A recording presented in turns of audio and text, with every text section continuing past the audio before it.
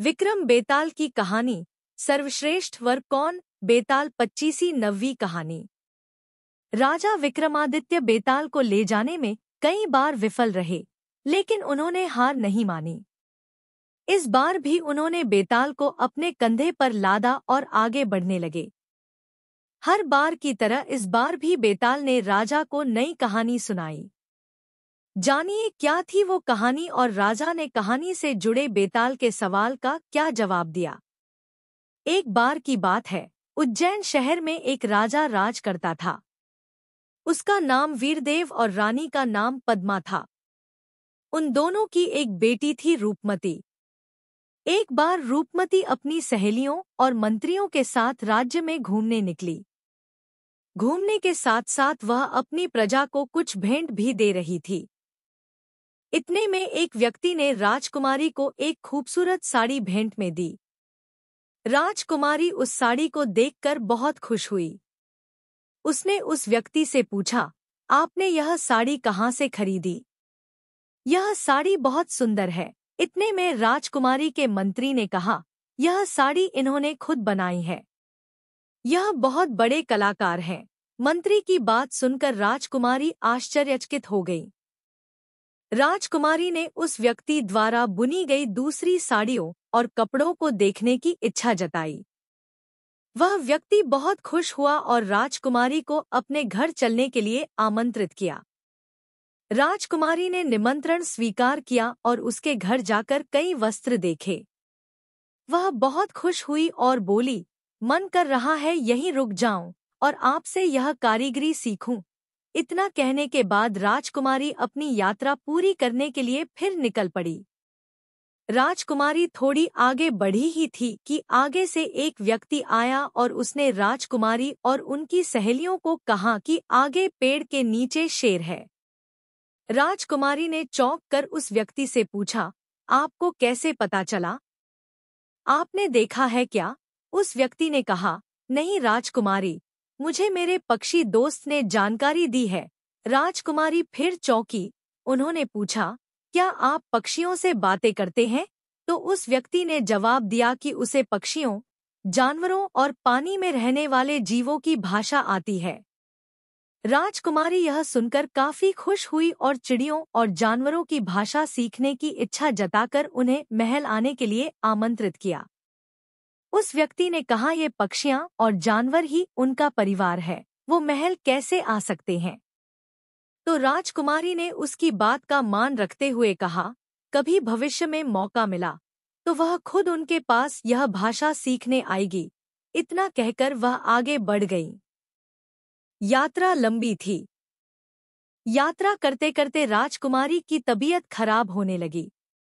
राजकुमारी को वैद्य के पास ले जाया गया। उस वैद्य ने राजकुमारी को उनके यहाँ आराम करने को कहा और जड़ी बूटी दी। उस दवा के सेवन से कुछ ही घंटों में राजकुमारी ठीक हो गई। राजकुमारी ने उस वैद्य का धन्यवाद किया। वहां बैठे अन्य मरीजों ने वैद्य के बारे में राजकुमारी को कई बातें बताई कि वो कैसे सबकी सेवा करते हैं और उनकी दवाइयों से कई लोग ठीक हो गए हैं। ये सब सुनकर राजकुमारी ने वैद्य को कहा, आप बहुत अच्छा और पुण्य का काम कर रहे हैं। मेरा भी मन है कि मैं भी दूसरों की ऐसे ही सेवा करूं। फिर राजकुमारी अपनी यात्रा पूरी करने आगे निकल पड़ी। वह थोड़ी दूर ही गई थी कि उसका पैर जानवरों के लिए बिछाए गए एक जाल में फंस गया। राजकुमारी मदद के लिए चिल्लाने लगी। उसकी सहेलियां और मंत्री भी मदद के लिए पुकारने लगे। इतने में एक वीर ने अपनी सूझबूझ और तीरंदाजी से राजकुमारी को जाल से बाहर निकाला। राजकुमारी खुश हुई और उसने वीर का धन्यवाद किया। साथ ही उससे दोबारा मिलने की इच्छा जताकर वहां से चली गई। इसके बाद राजकुमारी लंबी यात्रा के बाद महल लौट आई। घर लौटने के बाद राजा ने उन्हें बताया कि आसपास के राज्यों से राजाओं और राजकुमारों के रिश्ते आने लगे हैं। राजकुमारी ने पिता की बात सुनी और कहा कि उन्हें कोई राजा या राजकुमार नहीं, बल्कि कोई साधारण व्यक्ति चाहिए। उन्होंने पिता से कहा, मैंने इस यात्रा में यह जाना कि साधारण मनुष्य भी बहुत ज्ञानी, मेहनती और महान होते हैं। इसलिए मुझे कोई साधारण व्यक्ति ही जीवन साथी के रूप में चाहिए। राजा ने बेटी की बात को मानते हुए स्वयंवर की घोषणा की। उस स्वयंवर की बात उन चारों व्यक्तियों तक भी पहुंची जिनसे राजकुमारी यात्रा के दौरान मिली थी। वो चारों राजकुमारी के स्वयंवर में पहुंचे। कहानी यहाँ तक पहुंची ही थी कि हर बार की तरह इस बार भी बेताल ने कहानी को बीच में रोकते हुए विक्रम से सवाल पूछा बैठा। बेताल ने पूछा, राजकुमारी के सामने 4 वर थे, एक कपड़े बनाने वाला कलाकार, एक भाषा ज्ञानी, एक वैद्य और एक वीर। अब बताओ इसमें से राजकुमारी के लिए सर्वश्रेष्ठ वर कौन था? किसके गले में राजकुमारी ने स्वयंवर की माला डाली? जल्दी बताओ वरना मैं तुम्हारा सिर फोड़ दूंगा।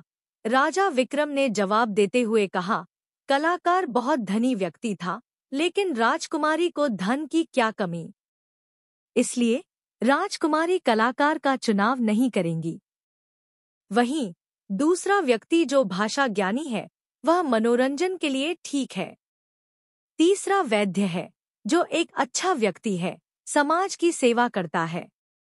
अगर उसकी तुलना उस वीर से की जाए तो राजकुमारी वीर का ही चुनाव करेंगी। राजा का कोई बेटा नहीं है, इसलिए वीर दामाद ही राज्य की रक्षा कर सकता है। इसलिए राजकुमारी का सर्वश्रेष्ठ वर वो वीर व्यक्ति ही है। विक्रम की बात सुनकर बेताल खुश हो गया, लेकिन हर बार की तरह विक्रम के बोलते ही बेताल फिर पेड़ पर जाकर लटक गया। कहानी से सीख। मौका मिलने पर वीर और बुद्धिमान व्यक्ति को अपने जीवन का हिस्सा जरूर बनाना चाहिए।